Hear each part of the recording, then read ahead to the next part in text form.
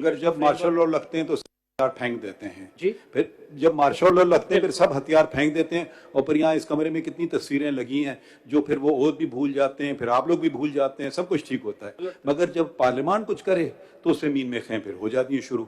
वहां भी जरा सर उठा लिया करें ना, हम नहीं मानेंगे ये बात को। आप आया करें, वहां भी पिटिशन लाया करें ना। लेकर आए ना मालूट, इसीलिए नहीं ये मार्शल लॉ नहीं, ये एक पार्लियामान ने कानून। First drop of rain.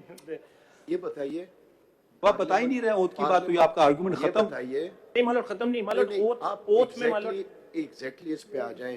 Parliament की कॉम्पिटेंस मैं है आंसर कि नहीं है? अगर अभी इजाजत नहीं, दें तो। पार्लियामेंट की कॉम्पिटेंस है या नहीं है? मालूट नहीं है। नहीं, वो बता दीजिएगा कैसे नहीं। मालूट आप 142 देखें, 142 को देख लीजिए।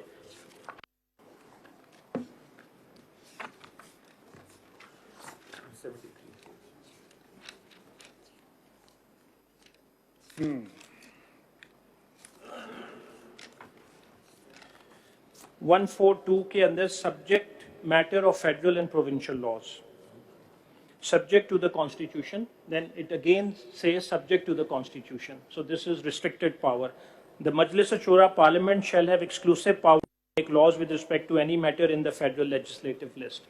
Now if 142A is read with entry 55, it does not give them any power which controls the procedure because that's a constitutional power under article 55 item 55 में है ना, आप वो पढ़ लें। अब उसका तशरीह की बात है उसकी। जी मालूट इसको सी भी पढ़ लें हम, अगर 142 जो मर्जी पढ़ना चाहें। 142 के ऊपर आए हुए हैं तो सी में there is a prohibition on that also, इसको भी मद्देनजर रखना जरूरी है। Subject to paragraph B, the provincial assembly shall and Majlis Shura parliament shall not have the power to make laws with respect to any matter not enumerated in the federal legislative list. So everything revolves around अच्छा, एक चीज आप ये बहस कर रहे हैं कि अगर वो लिखा ना हो, अंदराज ना हो फेडरल लेजिस्लेटिव लिस्ट में, तब पार्लियामान उसके मुतालिक कोई कानून नहीं बना सकता, हाँ या ना? मतलब that would be subject to your lordship's interpretation. भाई आपकी क्या राय है? मेरी राय, हमें अपनी राय पता है, आप अपनी राय बताएं। Very honestly, the entries are just a guideline. It can be interpreted by your lordship. I am here to assist this honorable court. I am not here to win or lose the case, my lord. I have to. आपकी राय क्या है? Assist कीजिए ना।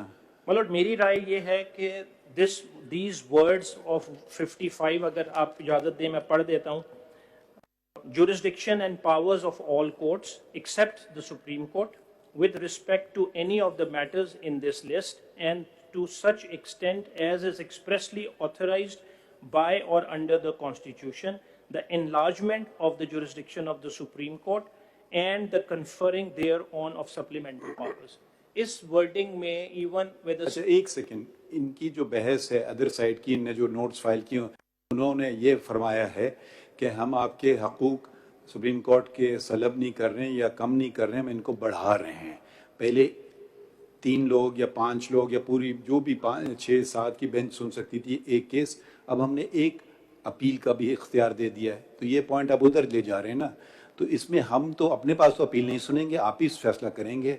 तो इसमें आप बस आपका कहना है कि जो एक दफ़ा सुप्रीम कोर्ट ने फैसला कर लिया वो हतमी होना चाहिए, उस पर कोई अपील नहीं होना चाहिए, ये आपका मौक़िफ़ है? मेरा ये मौक़िफ़ बिल्कुल नहीं है। तो फिर समझाइए। जो मेरा मौक़िफ़ ये है, जो भी आप राइट दें, जो भी आप लॉ बनाएं, it has to follow what is provided in the constitution. अपनी मर्जी से पार्लियामेंट जो है whatever they think is right, नहीं तो पार्लियामेंट ये कह रही है सुप्रीम कोर्ट को मजीद इख्तियार दे रहे हैं, तो वो कॉन्स्टिट्यूशन को फॉलो करें, कॉन्स्टिट्यूशन यही तो वो उनकी नजर में अब आपने पिटीशन फाइल की ना, उनकी नजर में उन्होंने सही किया है और उन्होंने मजीद एक फोरम दे दिया है।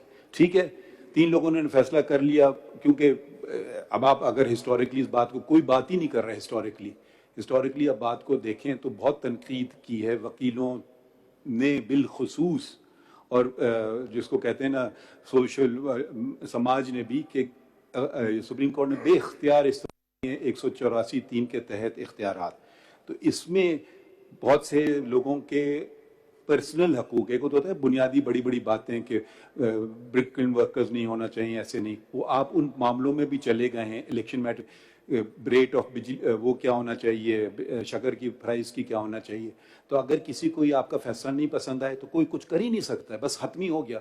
तो उनका ये कहना है कि अगर सुप्रीम कोर्ट अपने हद में रहती, पहली बात आपने हदूद की तजावुज़ किया है, इसलिए हमने ये ज़रूरी समझा कि हम कानून बनाएं और आपको याद दहानी करवाएं। मगर आप अगर याद दहानी नहीं करते हैं तो आप ही लोग, एक इस पे नज़रसानी का बहुत हदूद कम होता है, एक आप इस पे अपील सुन लीजिए, हो सकता है वही फैसले पे हम मोहर लगा दें और कहें जी बड़ा उम्दा फैसला था, ठीक है। तो इससे एक आम शहरी के हकूक पे जो आप खड़े हुए हैं ना शहरी की हैसियत में, आपकी सेहत पे क्या असर पड़ रहा है। आप सपोज आप किसी चीज में आते हैं और आपके खिलाफ फैसला हो जाता है 184 में, तो आप तो सर पीठ जोड़ने लगते कि एक हक, बुनियादी हकूक अपील का तो दुनिया के हर आइन और कानून में दिया गया है, आपने तो एक कानून का हक भी हमें नहीं दिया है।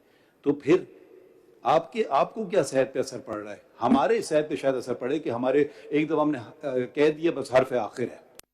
मतलब आपने क्योंकि मना किया था कि इधर उधर हिस्टोरिक कॉन्टेक्स्ट पे नहीं जाना, मैं नहीं गया, लेकिन I will answer to your lordship question. देखिए हर चीज को देखना चाहिए कॉन्टेक्स्ट में। जी, I am answering this question. My lord, this is, if I may be permitted, this is not the first time that a question of constitution of benches has been raised. The earliest case that I was able to find was Hamid Sarfaraz case, where there was an allegation that the bench comprised from a particular region. So the argument is there have been substantial constitutional amendments, and one of the major constitutional amendment was 18th constitutional amendment. All those cases where these allegations and the public outcry and everything was before the parliament, they chose not to amend the constitution or article 191. So this is not for your lordship to come and then say आप मेरे सवाल का तो जवाब दे ही नहीं रहे हैं। बिल्कुल मतलब यही उसका जवाब है कि जो आप क्राई की बात कर रहे हैं कि लोगों ने कहा आपको राइट मैं आपको बता रहा हूँ, आपको नुकसान क्या होगा, आपको क्या नुकसान होगा कि एक अपील आपको हक मिल जाए। Constitution is not being followed, that is a major नुकसान। आपको तकलीफ हो रही है इससे? मतलब मुझे से हो रही है because then the supreme court will swing after every year, every time a new chief justice will come, there would be no certainty of the decisions, there would be no certainty of benches, that will affect the socio-economic rights of the Pakistan. एक second ठहरिए, ये एक second, ये हम काम already कर चुके हैं।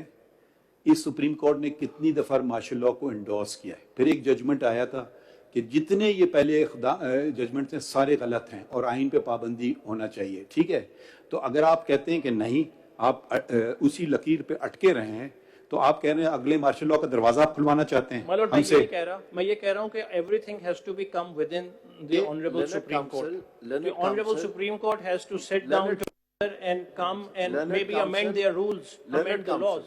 Learned Council, ये बताइए, इंसाफ तक रसाई अगर पार्लियामेंट ने देनी हो हक, उस पे लेजिस्लेट नहीं कर सकती है पार्लियामेंट? बिल्कुल कर सकती है, बिल्कुल कर सकती है, बट लॉ को फॉलो करके, कॉन्स्टिट्यूशन को फॉलो करके। सुन तो ले,